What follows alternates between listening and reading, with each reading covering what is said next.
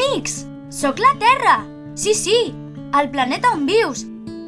I avui m'he llevat especialment trista, perquè he somiat que la contaminació de l'aigua augmentava i tots els éssers vius que viuen als mars, oceans i rius desapareixien. I encara que hagi estat només un somni, us puc assegurar que si no deixeu de contaminar l'aigua, d'aquí a poc temps aquest malson es farà realitat. La contaminació de l'aigua em preocupa moltíssim, perquè 3/4 parts de la meva superfície estan cobertes d'aigua. Encara que em digui Terra, si em veiéssiu des de l'espai, us semblaria que més aviat sóc una bola d'aigua. Per això també em diuen el planeta blau. Tothom sap que l'aigua és imprescindible per a la vida. Sense aigua no hi hauria plantes, ni animals, ni tampoc existiríeu vosaltres, els humans. I malgrat tot, molta gent segueix llançant escombraries, ampolles de plàstic, mobles i tota mena de deixalles als mars i als rius. Com si fossin contenidors en els quals ens poguéssim desfer de tot allò que no volem. A moltes cases encara tiren a la pica líquids com l'oli o productes bruts, es barregen a l'aigua i la contaminen. Aquesta aigua viatja a través de les canonades fins als rius i als mars. També hi ha empreses que aboquen productes químics als rius i els contaminen moltíssim. D'aquesta manera es moren molts animals i plantes aquàtiques. Veieu aquesta foca que es menja una bossa de plàstic pensant-se que és menjar? No sabem si podrà sobreviure. O aquesta granota que s'ha mort per culpa de la contaminació. Un altre gran enemic de l'aigua i que cobreix gran part de la meva superfície és el petroli. No us ho podeu imaginar com ha fet malbé els mars i els oceans. L'enfonsament de vaixells que transporten petroli ha provocat grans catàstrofes que només amb el pas dels anys es podran reparar.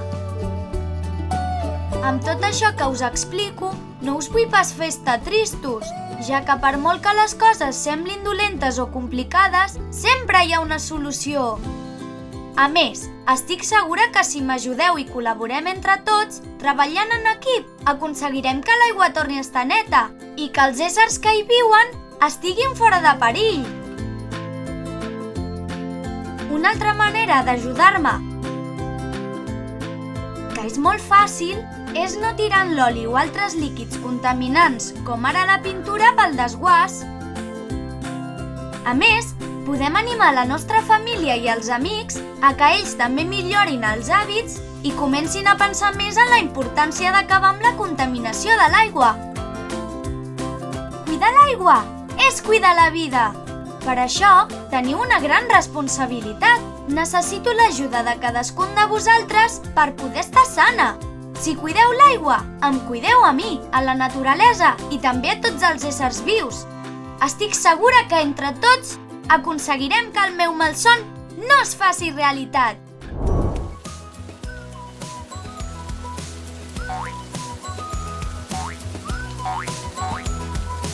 Us agrada la pluja? Bé, és veritat que de vegades pot ser una mica avorrida, però i el bonic que queda tot després de ploure? Els colors semblen nous, l'aire està més pur, quina bona olor! I tot sembla més net i brillant.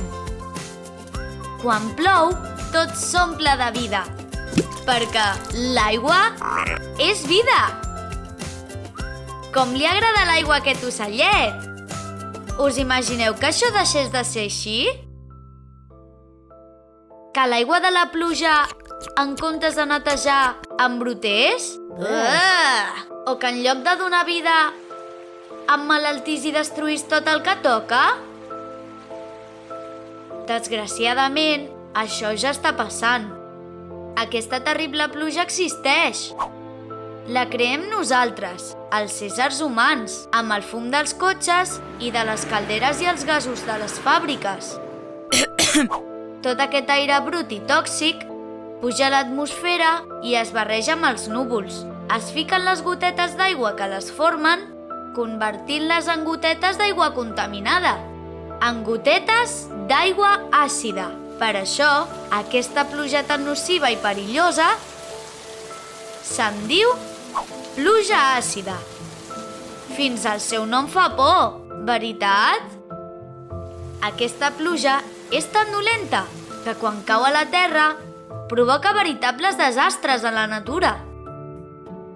Seca les plantes, destrueix els nutrients del sòl, enverina l'aigua dels rius i els llacs i fa que molts animals emmalalteixin i morin, com aquest enorme peix o aquesta granota petita. Quina pena! Sí, els compostos químics de la pluja àcida són tan nocius que poden fer que fins les estàtues i els edificis es vegin així de lletjos i espatllats. Quina barbaritat! Imagino que estareu pensant, si la pluja àcida és capaç de destruir la pedra, què podem fer nosaltres per lluitar contra ella? Doncs moltíssim! Perquè, com sempre us diem a Happy Learning, la salut del planeta és responsabilitat de tots. Amb petits gestos podem aconseguir enormes canvis.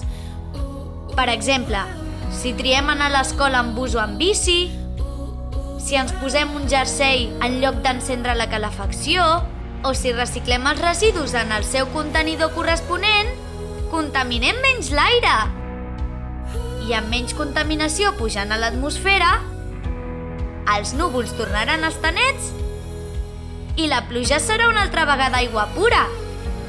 Adéu, pluja àcida! Però, com sabeu, això només es pot aconseguir amb la participació de tots. Així que, som-hi! A cuidar el nostre planeta! Tots sabem que la Terra s'està escalfant i que això és molt perillós per la natura i per tots els éssers vius. Una de les causes més importants d'aquest escalfament és el que anomenem l'efecte hivernacle. Però, sabeu què és això?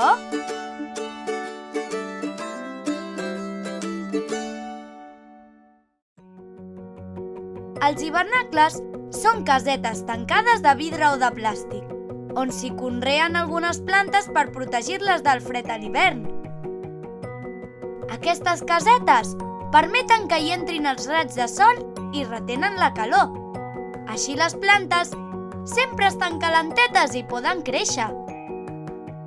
Aquest mateix efecte també està passant al nostre planeta, la Terra, però en aquest cas és molt dolent per la Terra i per tots nosaltres. Els gasos que generem amb les fàbriques, amb el fum dels cotxes i amb les xemeneies van directament a l'atmosfera i retenen la calor del sol dins de la Terra, com ho fan les casetes de vidre dels hivernacles.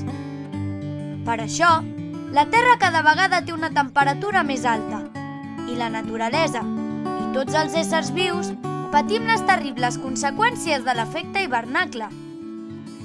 El gel dels pols s'està descongelant i els ossos polars i els pingüins, per exemple, s'estan quedant sense llocs on viure.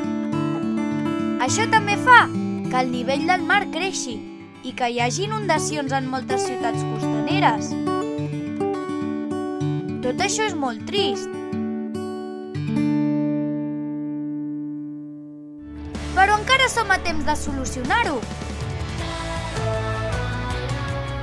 Molts països estan començant a prendre mesures i es reuneixen per treballar en equip i ajudar el nostre planeta. Mentrestant, nosaltres, els nens, també podem contribuir a reduir l'efecte hivernacle, tenint cura de la natura i estalviant energia. Com? Doncs molt fàcil! Aprenent a reciclar, estalviant aigua, apagant la llum, l'ordinador o la televisió quan no els estiguem utilitzant. Hi ha moltes formes d'ajudar, però el més important és conèixer i aprendre els problemes per poder solucionar-los. Adeu, amics! Fins al pròxim vídeo de Happy Learning TV!